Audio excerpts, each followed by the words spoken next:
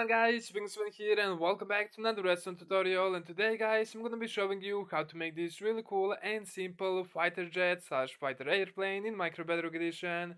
If you guys are excited for that, make sure to drop a like down below and subscribe if you're new, and without further ado, let's get right into today's video. This is a bit of a familiar sight, don't you think?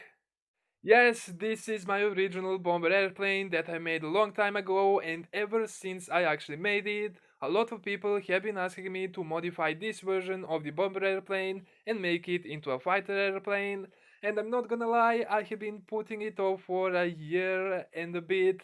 I mean, that video did really well in terms of my channel, but I never wanted to make a video about this particular plane being modified into a fighter airplane, because there's not much of a difference. It's really simple, it's barely even noticeable. I mean, if people want to see it that bad, then what's the worst thing that can happen?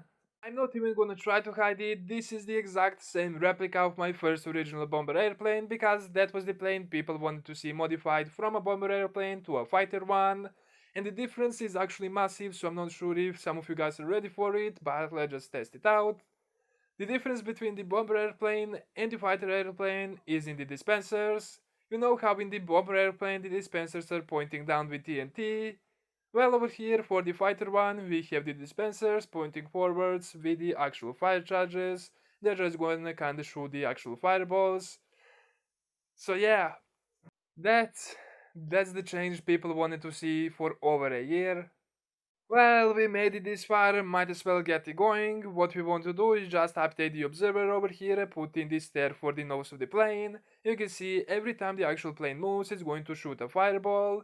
The way that works is really simple. Every time the plane moves, the observer over here on the wing of the airplanes are going to detect that, sending the signal into this slime block. And of course we have the two dispensers connected to those slime blocks, so every time the plane moves, this slime block is going to get powered, and the dispenser is going to shoot one of the fireballs. So you can see this is really simple, and I'm going to show you how to make it right now.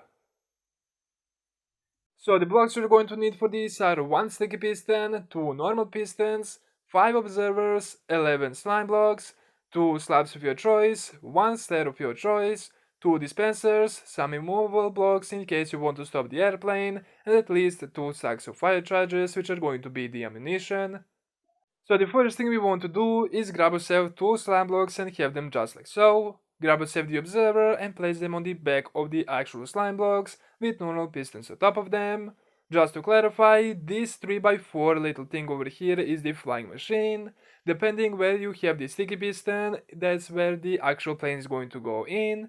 You can see we have the sticky piston on this side, the normal piston on this side, meaning that the plane is going to go forward. If you want to actually have it go backwards, all we have to do is just flip the flying machine.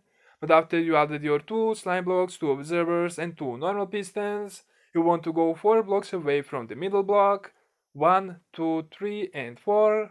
Go ahead, destroy the first 3 and have the observer pointing towards this part of the plane, making sure you're going to destroy that temporary block right there. Then grab yourself the sticky piston and place it on front of the observer, making sure there is 1 block gap between the sticky piston and the slime block on the other side. Grab yourself 4 more slime blocks and place 2 on either side, and you are done as far as the actual flying machine goes. Now all we have to do is make it look like an airplane and add our little dispensers. So you can see right now our flying machine doesn't really look like an airplane, but we can fix that really easily. Go to the side where we have 2 of the normal pistons, pretty much the side where the tail is going to be.